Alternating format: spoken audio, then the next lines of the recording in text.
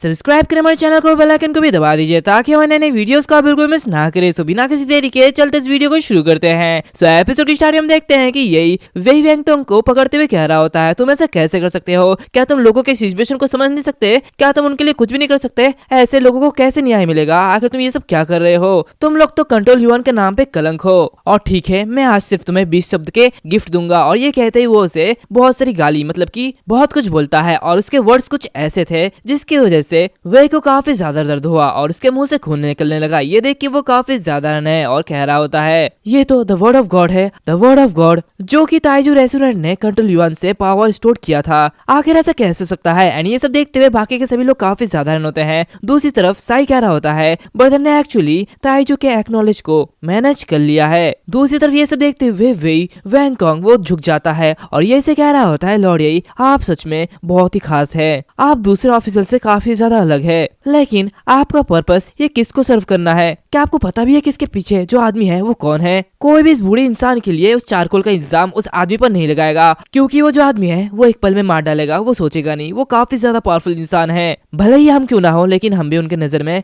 बस एक पीजेंट्स है, इसके अलावा कुछ भी नहीं है और हम लोग कुछ भी नहीं कर सकते। जो कि सुनते हुए यही अपना स्कार्फ पहनता है और कह रहा होता है, तो ठीक है, मैं उसे तुरंत गिरफ्तार करने के लिए मार्किस वू ऑफ वेई रेजिडेंट में जाऊंगा। और क्या तुम मुझे फॉलो करने की हिम्मत करोगे? शायद नहीं, तुम लोगों का कुछ भी नहीं हो सकता, तुम लोग बस यही रहो। ये सुनते हुए वो तीनों के तीनों काफी ज्यादा होते हैं और अपने मन में कह रहा होता है, क्या ये आदमी सच में मार्किस वू ऑफ वेई जाने की हिम्मत करेगा? ऐसा कैसे हो सकता है? क्या ऐसे मरने का डर नहीं है? दूसरी तरफ यही और जुआन जुआन दोनों ही वहां से जाने लगते हैं। तभी साई पीछे से कह रहा होता है, ब्रदर यही, मार्किस वू ऑफ वेई का एम्परर वो काफी ज्यादा पावरफुल है, हमें उनसे भड़काना नहीं चाहिए, ये हमारे लिए काफी ज्यादा खतरनाक होगा। एक बार की बात है, हाईएस्ट रैंकिंग के एक ऑफिशियल्स का मार्किस वू ऑफ वेई के साथ झगड़ा हो गया था, लेकिन उसके ओपोनेंट वो काफी ज्यादा पावरफुल थे और उन्होंने उसी रात उसके कमरे में घुस के उसे मार डाला। यहाँ तक कि हमारे एम्परर ने भी इसके मामले में कुछ भी नहीं किया, वो भी इससे डरते थे और जो मर चुका था उसे सम्मान के साथ दफना दिया गया, इसके अलावा कुछ भी नहीं हुआ। तो ये सुनते हुए यही कह रहा होता है, तो क्या हो गया अगर ऐसा हुआ? मैं उनकी तरह नहीं हूँ,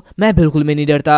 ये सुनते ही वो सांसी चिल्लाते हुए कह रहा होता है, योर लॉर्डशिप, आपको पता होना चाहिए कि आप अगर वहाँ पे जाएंगे तो शायद आप मर भी सकते हैं और आपके मरने की संभावना ये काफी ज्यादा होगी। जो कि सुनते हुए यही अपने मन में कह रहा होता है, हाँ ये तो सही है, मैं तो इसी की वजह से तो जा रहा हूँ, चलो अब शायद मुझे मरने को मिलेगा। और ये कहते ही वो हंसते हुए कह रहा होता है, मरते तो सभी है, लेकिन मरने की वजह भी कुछ खास होनी चाहिए। लोगों के लिए लड़ना और उनके लिए मरना ये मेरे लिए काफी ज्यादा सम्मान की बात होगी। तो आज मैं दुनिया को बताना चाहता हूँ कि अभी भी एक जगह है जो कि अभी भी रीजनेबल है। अगर मैं आज के बाद आया हुआ होता तो तुम लोग इस बूढ़े आदमी की लाइफ बर्बाद कर देते। हाँ, मेरी बातों को याद रखना, स्ट्रॉन्ग स्ट्रॉन्गर से लड़ेगा और उसी के साथ साथ वीक वो वीकर्स के साथ लड़ेगा। उसकी बात सुनते हुए वेई वेंगकोंग वो बहुत ही ज्यादा उदास होने लगता है और वो नीचे गिरते हुए कह रहा होता है, हाँ ये बिल्कुल सही है, अभी मैं कचरा हूँ और इसके अलावा मैं कुछ भी नहीं कर सकता। और ये कहते ही वो दौड़ते दौड़ते यही के पीछे जाता है और उससे कह रहा होता है, लॉर्ड येई, मैं वेई वेंगटोंग भी तुम्हारे साथ चलना चाहता हूँ। तो उसके साथ साथ न्यू जिंगजी भी छत के ऊपर से कह रहा होता है, अरे मुझे गिनना मत भूलो, मैं भी तुम्हारे साथ चलूंगा। ये सब देखते हुए वू सान से भी कह रहा होता है, वेई वेंगटोंग, न्यू जिंगजी, क्या तुम दोनों पागल हो गए हो? क्या तुम लोगों को भी वाकई में मरना है? लगता है तुम दोनों खुद को मारना चाहते हो।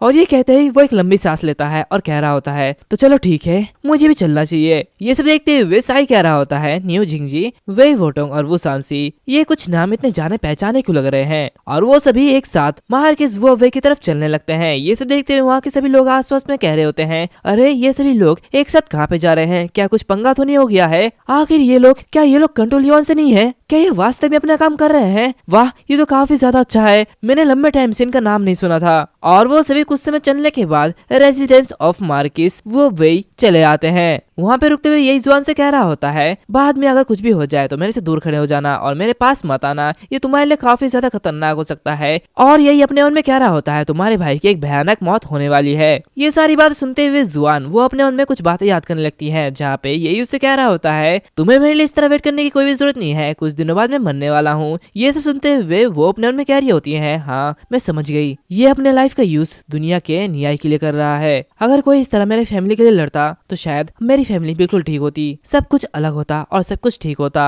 और ये कहते ही वो ये की तरफ देख रही होती है और अपने मन में कह रही होती है, मैं तुम्हें मरने नहीं दूंगी, यहाँ तक कि अगर मुझे तुम्हारे लिए मरना पड़े तब भी मैं तुम्हें मरने नहीं दूंगी। सीन चेंज होता है, हमें इंपीरियल स्टडी का सीन दिखाया जाता है जहाँ पे एक बंदा आते हुए अपने लॉर्ड से कह रहा होता है, लॉर्ड ऐसा लगता है कि कंट्रोल युआन से लॉर्ड यही वो कुछ करने वाले हैं। जो कि सुनते हुए जी मिंगू कह रही होती है, क्या कुछ करने वाले हैं, आखिर क्या? और ये कहते ही वो अपना जादू शीशा बाहर निकालती है और उससे यही को देखने लगती है। वो देखते हैं कि यही और उसके बाकी सारे साथी मार्किस वो वे रेजिडेंस में है। तभी उनके सामने का गेट खुलता है और उसमें से एक आदमी बाहर निकलते हुए कह रहा होता है, हे तुम लोग कौन हो? जो कि सुनते हुए साई कह रहा होता है, सर प्लीज हमारी बात मार्किस सर को इन्फॉर्म करे, हम यहाँ पे। और वो कुछ कहने वाला होता है कि तभी यही उसे रोक देता है और उससे कह रहा होता है, साई ये तुम क्या कह रहे हो? क्या हम लोग यहाँ पे नए साल की हार्दिक शुभकामनाएं देने आए हैं? ऐसा तो बिल्कुल नहीं है, इनके साथ तुम ऐसे पेश क्यों आ रहे हो? और ये कहते ही वो उस बंदे को बहुत ही जोर से लात मारते हुए दूर फेंक देता है और चिल्लाते हुए कह रहा होता है, कंट्रोल युआन यहाँ पे गिरफ्तारी करने के लिए आया है, बाहर में जाओ तुम सब। और बाहर के लोग ये सब देखते हुए काफी ज्यादा हैरान होते हैं और वो लोग आपस में कह रहे होते हैं, क्या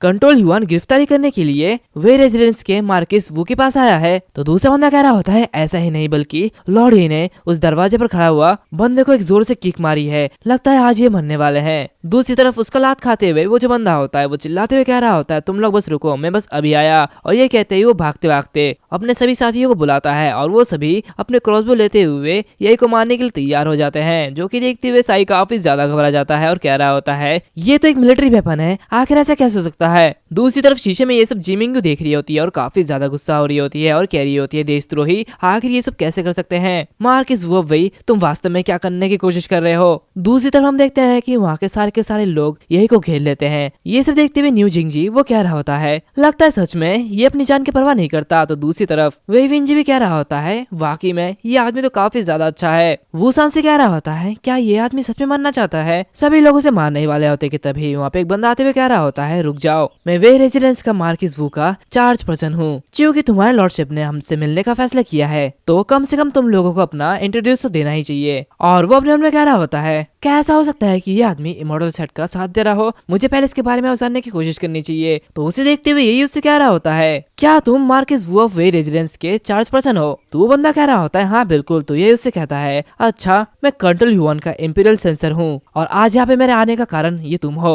तुम्हारे करतूत का पर्दाफाश हो गया है तो इसलिए हमारे पीछे पीछे आओ। ये सुनते हुए वो जो बंदा होता है वो अपने मन में कह रहा होता है, क्या पर्दाफाश हो गया? आखिर ये बंदा क्या कह रहा है? मुझे कुछ भी समझ में नहीं आ रहा। लेकिन रुक जाओ, मुझे घबराना नहीं चाहिए, आखिर ये कंट्रोल युआन ये हमारे सामने कुछ भी नहीं है। और वो कह रहा होता है, एक ऐसा विभाग जो कि बहुत समय पहले ही बंद हो गया था, तो वो सबसे पहले मेरे मामलों के बारे में सबसे पहले बात क्यों कर रहा है? ये सुनते हुए यही कह रहा होता है, क्या तुमने सिर्फ इतना ही कहा है कि कंट्रोल युआन बंद हो गया है? ऐसा बिल्कुल भी नहीं है। ताइजू ने पहले ही तय कर लिया है कि जब तक ग्रेट जो मौजूद है तब तक कंट्रोल युआन ये बना रहेगा और फ्यूचर की पीढ़ियां ये कंट्रोल युआन को नष्ट नहीं कर सकती।